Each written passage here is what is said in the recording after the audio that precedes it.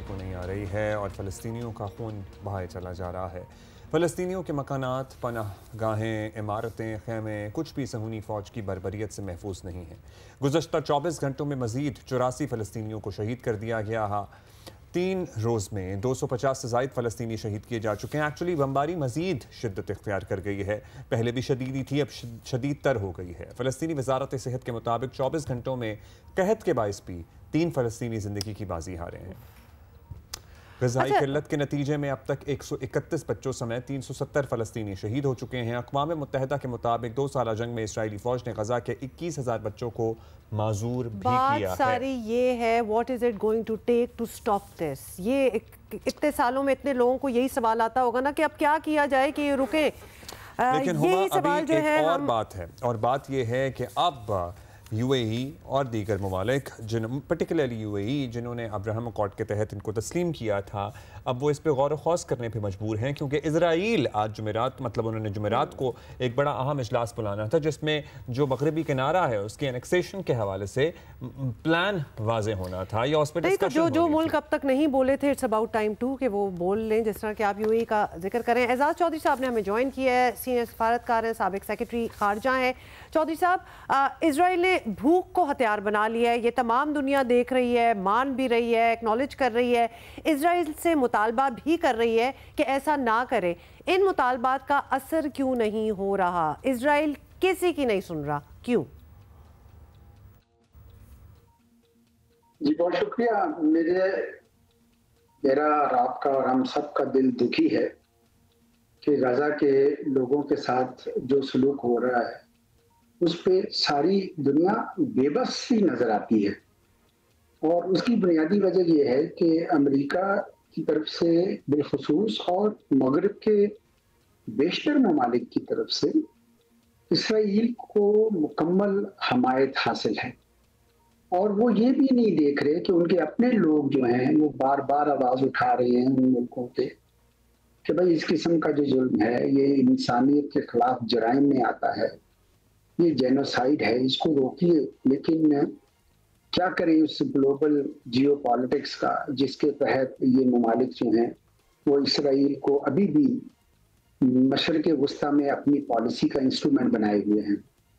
زیادہ دکھ کی بات یہ ہے کہ ہماری مسلمان دنیا اور عرب دنیا بھی کچھ کر نہیں سکی خاص۔ یہ یقیناً یہ صحیح ہے کہ وہ ملے ہیں اور انہوں نے کئی بار آواز اٹھائی ہے، اور ابھی حال ہی میں انہوں نے یہ آواز بھی اٹھائی کہ بھئی آپ گریٹر اسرائیل کی بات کیوں کر رہے ہیں، لیکن جب تک کوئی عملی اقدامات نہ ہوں اس وقت تک اسرائیل کو کسی قسم کی کوئی مجھے ایسا نظر نہیں آ رہا کہ ان کو پنچ ہو اور وہ کہیں کہ اچھا جی ہم اپنے کام سے روکتے ہیں، بلکہ وہ مسلسل چلے جا رہے ہیں۔ بلکہ ایک طرف تو وہ ظلم کر رہے ہیں، ان کی زندگی کا دائرہ یعنی گھٹاتے جا رہے ہیں، اور دوسری طرف وہ گریٹر اسرائیل کی بات کر رہے ہیں۔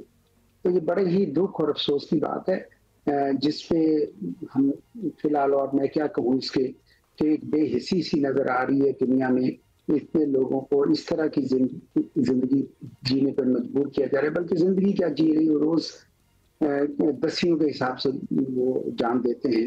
تو بہت دکھ اور افسوس کی بات ہے، بہت دکھ اور افسوس کی بات ہے یقیناً، کیونکہ یہ باتیں ہم لوگ سنتے تھے اور لگتا تھا کہ کچھ second world war, first world war, مطلب ایک اور کسی اور دنیا کی یہ باتیں ہوں گی۔ اب ایسا نہیں ہوتا، لیکن ہمارے سامنے تو دنیا دیکھ رہی ہے۔ ایک اور دکھ بڑا یہ ہے کہ امریکہ نے اب اس معاملے میں، ہم گریٹر اسرائیل کے پلان کی بات کر رہے ہیں، دو ٹوک موقف اپنا رکھا ہے کہ وہ اسرائیل کے اس پلان کے ساتھ غیر مشروط کھڑا ہے۔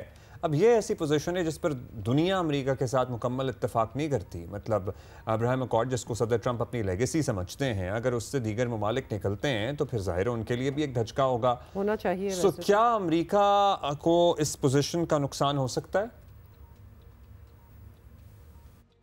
کہ امریکہ کے اندر ایک تو جوش لابی ہے، اور جوش لابی نے اس طریقے سے کیا کہ اپنے آپ کو ایک تو فائنینشل سرکلز میں بہت مضبوط کر لیا پچھلی کئی دہائیوں میں، اور دوسرا میڈیا میں۔ تو اس کی وجہ سے تمام قانون ساز ادارے بھی ان کے تابع ہو گئے ہیں، اور اس لیے کوئی بھی اب ان کو جسے کہتے ہیں نا کہ ان کے ظلم کی اس طریقے سے اس کے خلاف آواز نہیں اٹھا۔ اور دوسری بڑی چیز جو ہے وہ یہ ہے کہ اسرائیل کو امریکہ نے पूरे मशरिक़ वस्ता में अपना पॉलिसी इंस्ट्रूमेंट बनाया। उन्होंने देखा कि सारे अरब जो हैं वो 3 जंगें लड़के और अब वो थक गए हैं, वो जंग नहीं कर सकते हैं।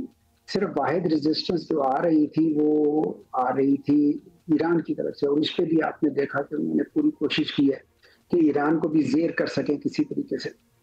तो ऐसे में अब इसराइल जो है वो एक मुँह ज़ोर घोड़ा बन गया है और अमेरिका समझता है कि वो उसके ज़रिए मशरिक़ वस्ता के लोगों को, तमाम ममालिक को डरा के रख के अपनी पॉलिसी के तहत यानी एडवांस करेंगे।